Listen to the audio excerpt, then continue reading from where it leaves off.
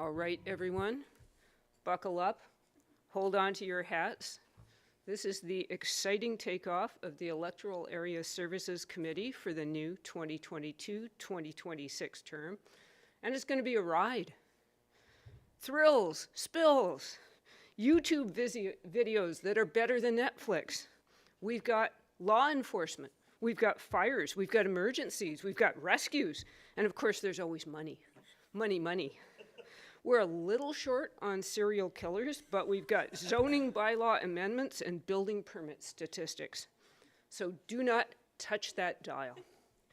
So I would like to call to order the November 16th, 2022 meeting of the SCRD Electoral Area Services Committee and acknowledge that the SCRD is within the territories of the Seychelles and Squamish nations.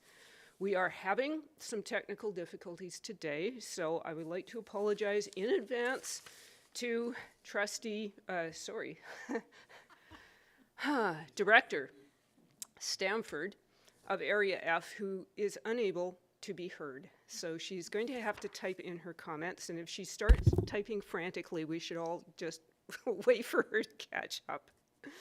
So we have an agenda in front of us. Are there any changes to the agenda, or can I see a motion to adopt the agenda as presented? Moved, seconded, all in favor? Agenda is adopted. I see a little note from Director Stamford, but I hope we're all good to go. So I would also like to see a motion to receive all reports and communications. Moved, seconded, all in favor? Okay, so we have an agenda. You can actually put up your hand too, Director Stamford. That works, we can see you. Okay, so the very first item on the agenda is the Planning and Development Department Q3 report. So over to General Manager. Thank you, Chair. Staff are pleased to report on our activities for the Planning and Development Department from the third quarter. And knowing that this is the first Electoral Area Services Committee meeting for this board's term, staff have added a little bit of extra detail and color to the report in the hopes that it supports context. I'm pleased to answer questions if there are questions of clarification. Thank you. Thank you. So, directors, do we have questions? And please remember to use your electronic hand.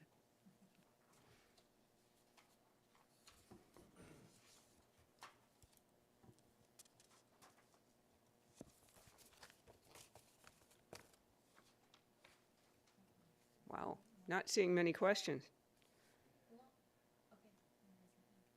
Director Gabius. Excellent. Thank you for the report. I have a question, page 11, where we talk about the solar potential for SCRD facilities. Is there anything in the works? Like, is there a plan for future facilities that will be built when it comes to solar?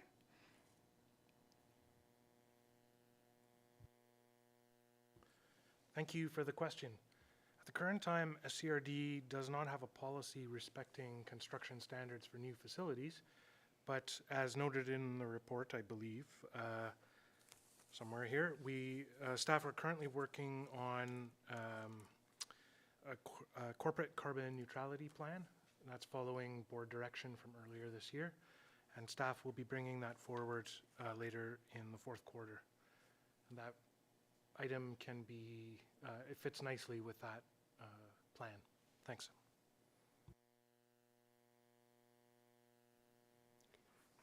Okay, I'm going to throw in a question. When I see charts of greenhouse gas emissions, if I understand this correctly, we have three different sort of measurements. There's corporate emissions, including the landfill, corporate emissions without the landfill, and then like the whole Sunshine Coast emissions. Is that how it works? Because sometimes I see the landfill included and sometimes I don't.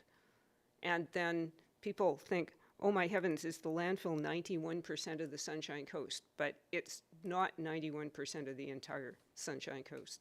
So if I could just get that clarified, thanks. Thank you for the question. And yes, Chair, you are correct. Those are the three ways that we look at emissions through our Sustainable Development Department. The landfill is counted separately. It's outside of the traditional services inventory, and it as shown in that graph on page 11, it is a major contributor to our overall profile. Thanks. And as a follow-up question, though, when we close that landfill and cover it, hopefully that will reduce the footprint of the landfill. Is that correct?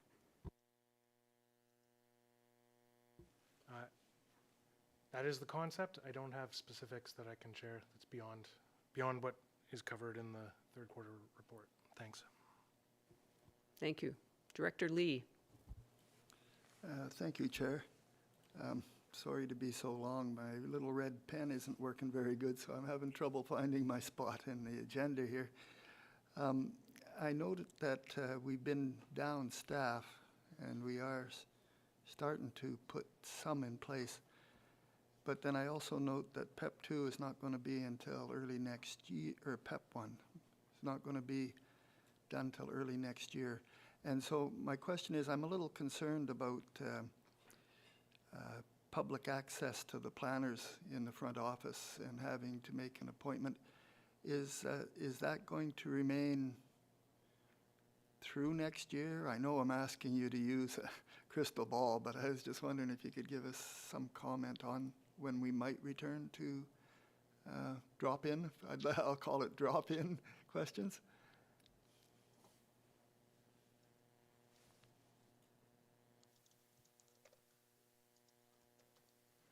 Thank you for the question. Staff are actively reviewing that because we, of course, want to provide the best service we can to the community. We're very pleased to report that we do have new staff with us, and we're working to get them onboarded and up to speed so they can be part of restoring service level.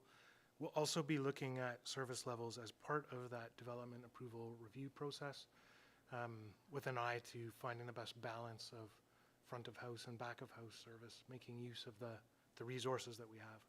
So I don't have a date, but I'm very attentive to our service levels. Thanks. Thank you. Director Gabius. Thank you, Chair. I'm on page 12, about halfway through, talking about engagement with the community. The questionnaire doesn't seem to be online just yet. Is there a new, sorry, is there a new ETA for? Yeah, thank you for that question.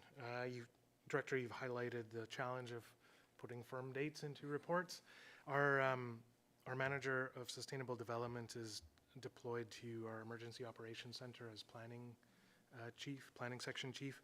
So we are a couple of days behind. I am working on some backfill solutions with an eye to getting this launched in the next week. Thank you. Another quick question here.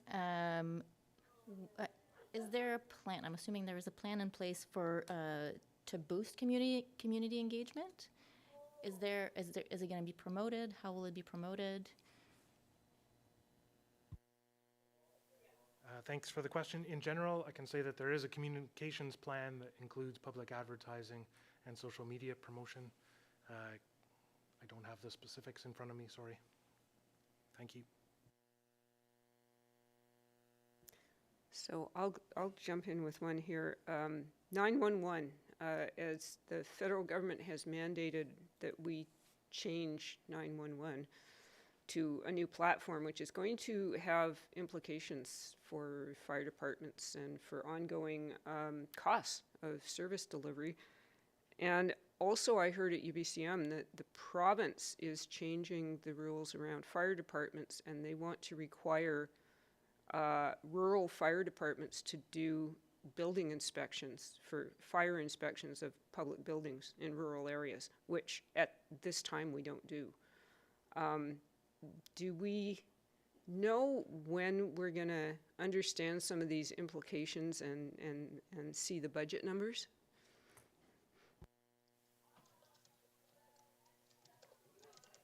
Thank you for the question. And from the general manager's point of view, no, we do not.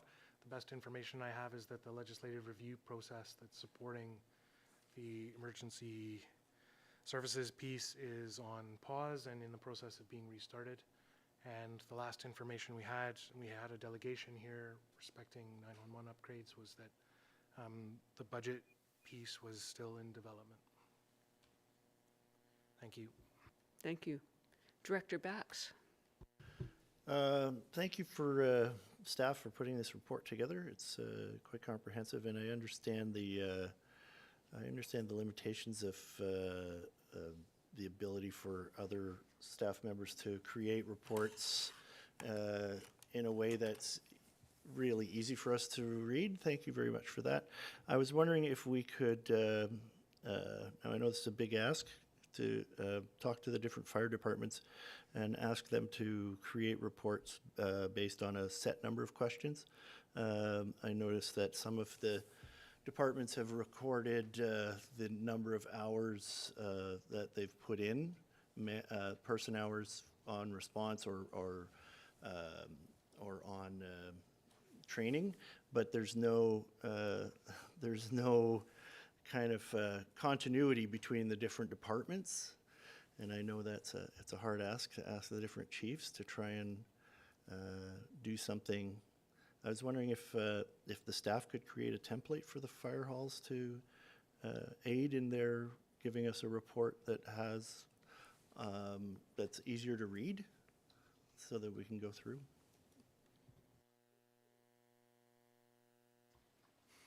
Thank you for the question. The selection of performance indicators in these quarterly reports is often a question that comes up. I'll take the question under consideration.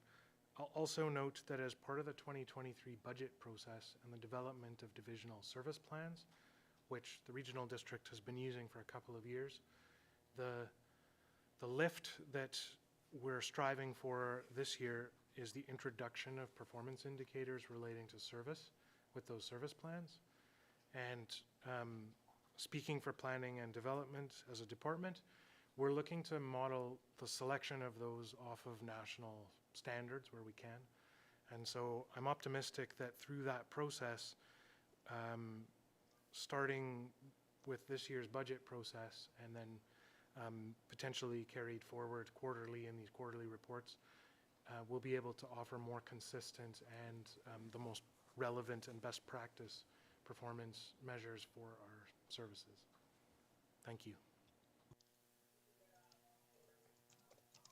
Thank you very much. The Gibson's Fire Department does a very thorough quarterly report, but they have more resources than the other rural fire departments do, so I don't think it's fair to ask everybody to measure up to them either. If there are no further questions on the Q3 report, not seeing any virtual or real hands, perhaps we can move on to item number 3, which is bylaw 522, proposed planning fee amendments. And I believe that's over to Senior Planner Clark. Thank you and good afternoon. The purpose of this report is to provide information and analysis about increasing the fees associated with bylaw 522, which is planning fees and procedures, and to obtain direction from the Electoral Area Services Committee. Current planning fees in bylaw 522 were adopted 13 to 17 years ago, between 2005 and 2009, depending on which application type we're looking at. Much has changed in the economy and development landscape on the Sunshine Coast in that time, among other things. An update is needed now to better reflect the annual cost of providing this service. In preparation for this report, staff undertook workflow cost estimates per application type, as well as conducted a scan of other peer municipalities and regional districts. Both analyses confirm that SCRD planning fees are low and outdated. Staff's recommendation is to move forward as proposed and bring forward amendment to bylaw number 522 with the goal of changes taking effect in January 2023. Staff would like to draw the committee's attention to tables 1 and 2 in the attachment of the report for a summary of the proposed fees to be amended. If approved, fees for planning, SCRD planning services would be better aligned with the current cost of providing this service. Thank you. Thank you very much. This was definitely overdue, I think we can fairly say. I noted on one of the pages here the mention that some local governments actually review their fees annually. That sounds like rather often, but is planning looking at setting a goal for the repeated review of these fees, like every other year or something like that?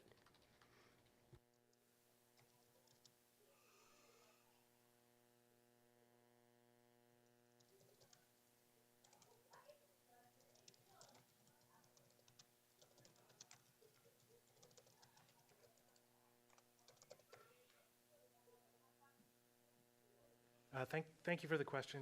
SCRD's financial sustainability policy does ask that we consider a fee review every year, and staff do. Thank you. Thank you. Director Lee. Thank you, Chair. Yes, I'm looking at page 27 and the 3 items that are, I guess I would say, driving up costs. And it's probably things that have been out of our control. It's probably, so what I see is we're proposing to raise the fees to cover things that were imposed on us, such as new provincial regulations for riparian areas, protection regulation, Agricultural Land Act. I know that these things have driven up our costs not only in planning, but also in bylaw.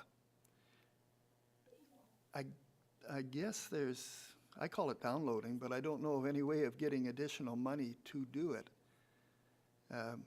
So my question was, is there anything the province could do to help support us in doing that, or is that just something we eat? And I'm also going to have a follow-up question.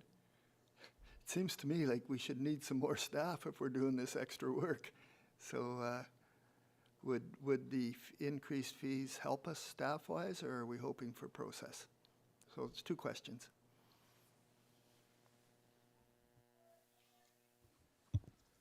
Thank you for the questions, Director.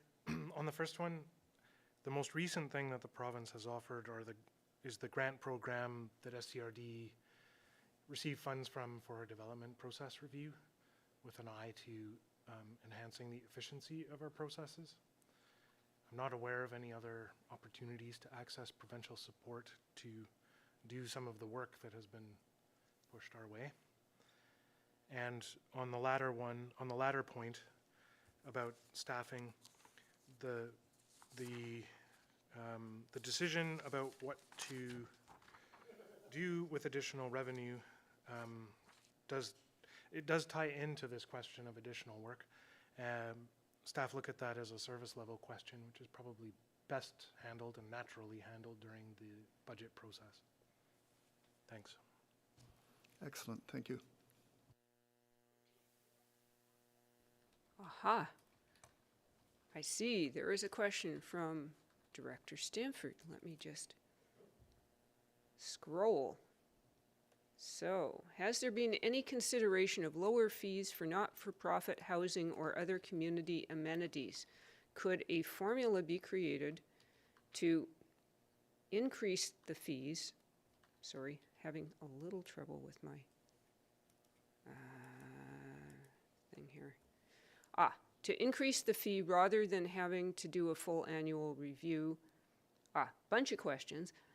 Is there going to be higher fees for applications that occur after the fact, e.g., build first and ask forgiveness later? Good question. Thank you for the clear report. Thank you for the questions. Good questions through the chair. First of all, in general, yes to all. At a high level, we do already have some previous direction to look at options for affordable housing to be moved through the process faster. As part of that, we could be looking at options to consider different fees for affordable housing, true affordable housing applications. In relation to those that do first and ask for forgiveness later, you'll note that there's a new pre-application fee that's involved in a lot of the applications. For ones that we typically find are related to land alterations and things that require a development permit, there's a special fee for a remediation pre-application that's included there. It's something that staff have been doing uncharged to date, where we've created separate file folders for those sorts of applications that are going to have to go through a longer stream, because there's sort of a going back and figuring out where the starting point was and then what we have to do, and we recognize there's a lot more work involved in those. So that pre-application fee for those does help to quantify the extra work involved on those ones where they've done first and come to us later on. And on the question of a formula that might have an escalator in it, that is an approach that some local governments use. At this time, staff are proposing what's in front of the committee as a first step, knowing that we are heading into a comprehensive review of how we administer planning. And so we can imagine that further recommendations about fees, including things like a consideration of an escalator, might flow from that in the coming year. Thanks. Thank you. Director Lee. Thank you, Chair. I'm coming to the part where my red pen did work. On page 29, it says that we do not currently charge fees for services in two distinct areas, and it's pre-application consultation and pre-act for remediation approval. I definitely agree we need to be charging for those, but how do we separate the ones like residents wandering in and casually asking questions, as opposed to developers that are really getting ready to go on the whole thing? Thank you for the question.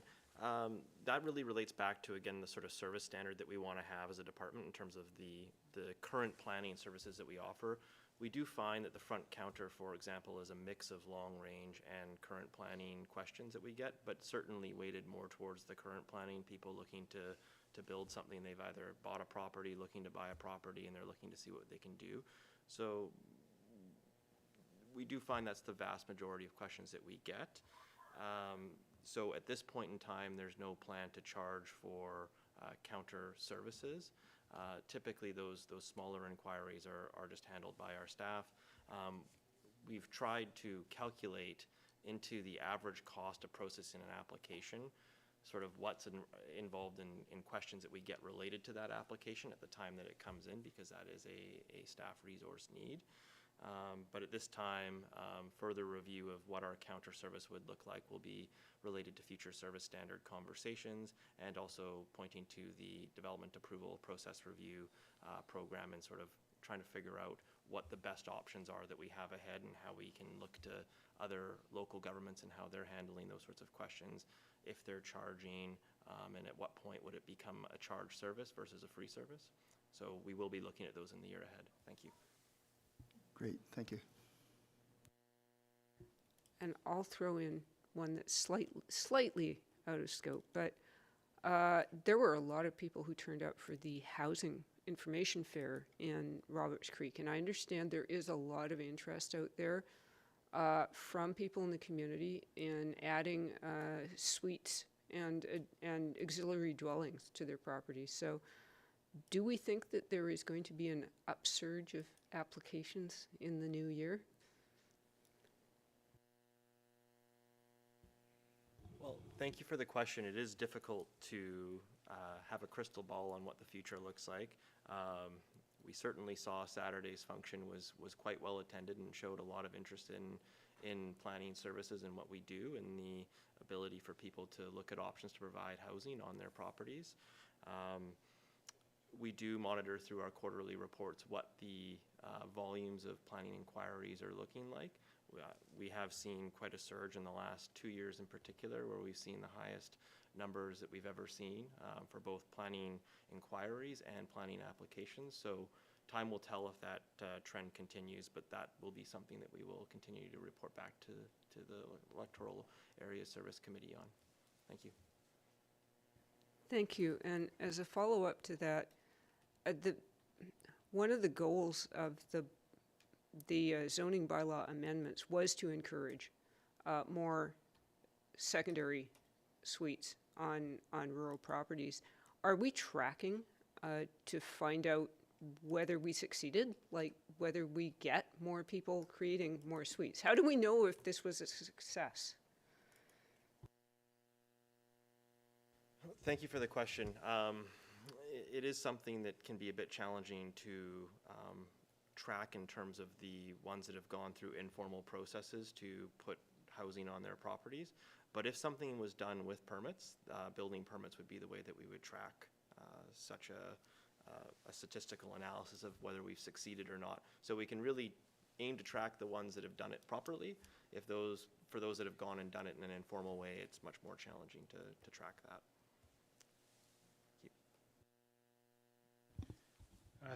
Thanks for the question, Chair. I might add to what Manager Jackson said to say that things like assessing the effectiveness of policy that's the kind of work that staff would love to do. And we have all kinds of research questions that that would make our planning on the coast a stronger body of work. That's exactly the kind of work we can't do, in part based on fees that have rapidly become out of step. And so taking it back to this report, the possibility here, if the board directs, is that we set ourselves on a course for more appropriate cost recovery for services that gives us a few more tools in the toolbox, I guess, in terms of revenue that could be invested in assessing things like, very much like the question that you raise. Thanks.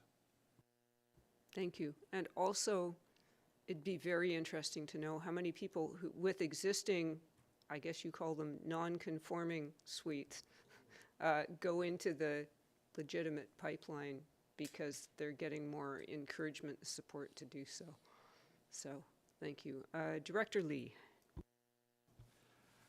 Yes, I'm looking at page 31, but it's just a question. It's the outcomes of the upcoming development approval process review project. Is that PEP 1 or is that a different one that I have forgotten? Thank you for the question. Good one, and always important to try and keep tabs on those different planning acronyms that we have out there. So PEP 1, or Planning Enhancement Project 1, is the Development Approval Process Review. PEP 2, as we've often heard it called, Planning Enhancement Project 2, is OCP renewal. Thank you. Good, thank you. I'm looking around the room, sort of hopefully that somebody might want to make a motion. Oh, look, it's Director Box.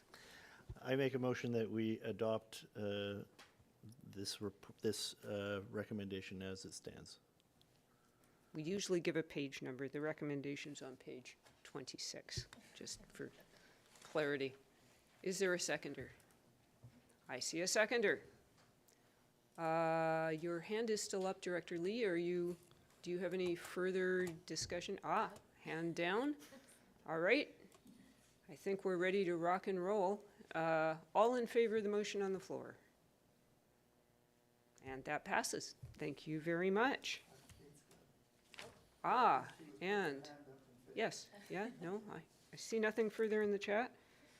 So now we get to our favorite activity, which is bylaw amendments that we get to read out.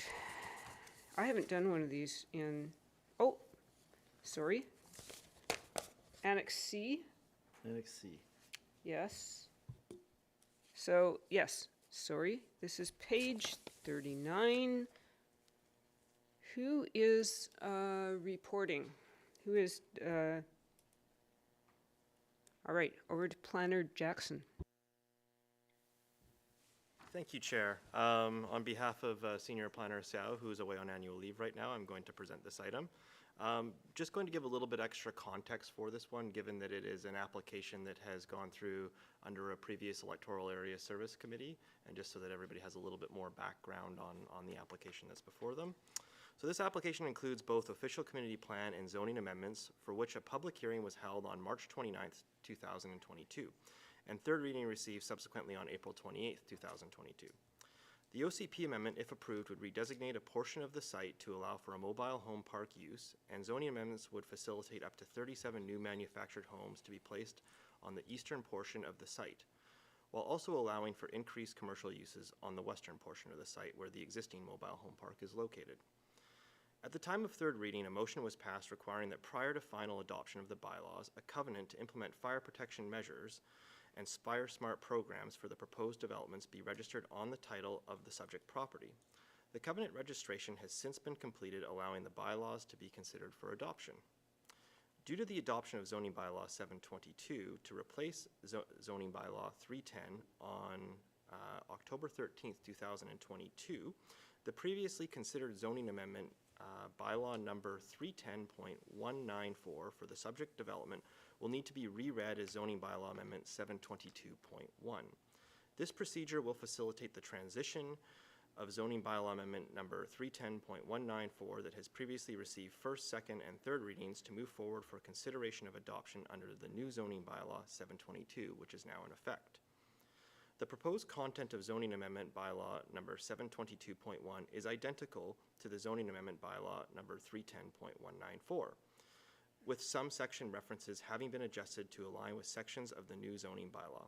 It is not necessary to hold a second public hearing because the bylaw is identical in terms of land use changes it facilitates with no change to use or density proposed. Staff recommend proceeding to consider adoption of West Howe Sound Official Community Plan Amendment number 640.5, 2021, and rereading and adoption of the proposed zoning bylaw, now known as zoning bylaw number 722.1, 2022. Thank you. Perfect. Now I understand that. So this is the very first amendment of our brand spanking new zoning bylaw, rather than amendment number 194 of the old zoning bylaw. So that's terrific. Okay, Director Box. I have a question about the covenant for fire protection. Can you elaborate on that? Have they, I know this location is outside of the Gibson's fire protection area at the moment, and I'm familiar with the steps it takes for Fire Smart. So how is that going to be followed up?